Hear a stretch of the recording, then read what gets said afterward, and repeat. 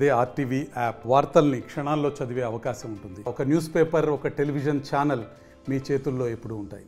మొన్న మంగళవారం జమ్మూ కాశ్మీర్లో పహల్గామ్ ప్రాంతంలో అమాయక టూరిస్టులపై ఉగ్రవాదులు పెద్ద ఎత్తున దాడి చేసి 28 మంది ప్రాణాలు కోల్పోయేటట్టుగా చేశారు. ఇది చాలా దుర్మార్గమైనటువంటి చర్య.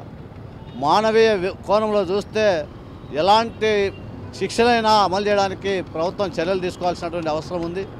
ఎందుకంటే దేశంలో ఉన్నటువంటి అత్యంత ప్రకృతి సంబంధించినటువంటి పర్యావరణ ప్రాంతంగా జమ్మూ కాశ్మీర్ ప్రాంతంలో పహల్గామ్ ప్రాంతం ఉంది. ఆ ప్రాంతంలో ఉన్నటువంటి లోయ చాలా సుందర రమణీయంగా ఉంటుంది. దేశంలో ఉన్నటువంటి అనేక ప్రాంతాల నుంచి ప్రజలు అక్కడ విహారయాత్రకు వెళ్తారు.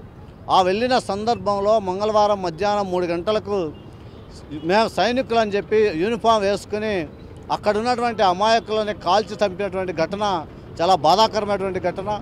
ఈ నేపథ్యంలో కేంద్ర ప్రభుత్వం గతంలో పెద్ద ఎత్తున ప్రకటన చేసింది. జమ్మూ కాశ్మీర్లో శాంతి భద్రతలు మెరుగుపడ్డాయని చెప్పి ప్రకటన చేశారు. ప్రకటన చేసిన తర్వాత ఇప్పుడు పరిస్థితి చూస్తే అత్యంత దయనీయమైనటువంటి స్థితిలో అక్కడ ప్రజానీకం భయపడేటువంటి పరిస్థితి కనిపిస్తూ ఉంది. వాస్తవంగా నిజంగా సైనికులు మేము భారత ఆర్మీకి చెందినటువంటి వాళ్ళం అయినప్పటికీ వాళ్ళు చెప్పినప్పటికీ ప్రజానీకం నమ్మేటటువంటి పరిస్థితిలో లేరంటే ఈ దేశంలో శాంతి భద్రతల పరిస్థితిని కాపాడడంలో బీజేపీ ప్రభుత్వం ఎంత ఘోరంగా విఫలమైందో దీన్ని బట్టి అర్థమవుతా ఉంది. కాబట్టి తక్షణమే ఉగ్రవాద చర్యల్ని తీవ్రంగా ఖండించాల్సినటువంటి అవసరం ఉంది. అదే సందర్భంలో ఈ దేశంలో ఉన్నటువంటి ఉగ్రవాద మోక్కలు అంతమొందించడానికి దేశం యావత్తు వాళ్ళకు వ్యతిరేకంగా నిలబడాల్సినటువంటి అవసరం ఉంది.